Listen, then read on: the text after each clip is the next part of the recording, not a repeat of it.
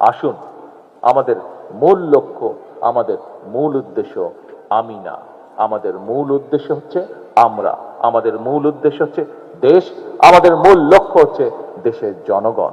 আমি জানি এখানে মা উপস্থিত আছেন, উনি দেখেছেন কিভাবে তার সন্তানকে পুড়িয়ে হত্যা করা হয়েছে।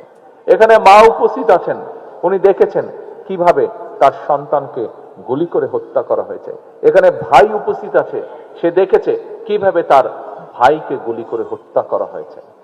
আপনাদের এই কষ্টের বিপরীতে শুধু একটি কথাই আমি বলতে চাই, দেখুন, আপনাদের যে কষ্ট, সেই কষ্টটি আমিও বুঝি, অনুভব করতে পারি। যে শারীরিকভাবে নির্যাতিত হয়েছেন, যেই নির্যাতনের কষ্ট আপনাদেরকে এখনো স্বৈরাচারের সময় থেকে শুরু করে 5ই আগস্টে জুলাই আন্দোলনে অনেকেই, বহু হাজারো লক্ষ মানুষ শারীরিক নির্যাতনের শিকার হয়েছেন।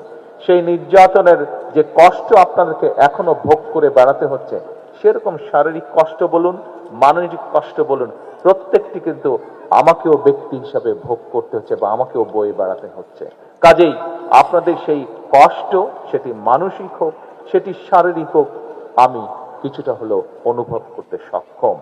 কিন্তু যে কথাটি বলেছি, আসুন, আমরা যাদেরকে হারিয়েছি, আপনারা যারা কষ্টে শিকার ভোগ করেছেন, যন্ত্রণা শিকার ভোগ করছেন, প্রত্যেকেই আমাদের লক্ষ্য ছিল, প্রত্যেকেরই লক্ষ্য ছিল এই দেশ, এই দেশের মানুষ, এই দেশের মানুষ, এই দেশের মাটি, অর্থাৎ মানুষের ভাগ্যের পরিবর্তন, দেশের ভাগ্যের পরিবর্তন।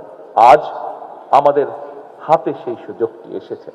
আমরা চাই না জাতিকে দ্বিধা বিভক্ত করে সামনে এগিয়ে যেতে, কারণ জাতিকে বিভক্ত করে দেশকে কখনো সামনে নেওয়া যায় না। দেশকে সামনে একমাত্র তখনই নেওয়া সম্ভব যদি আমরা সমগ্র জাতিকে ঐক্যবদ্ধ করতে পারি। কাজেই আজকে আসুন, ত্যাগ সেই করতে পারে যার ত্যাগ করার মতন শক্তি এবং সাহস আছে।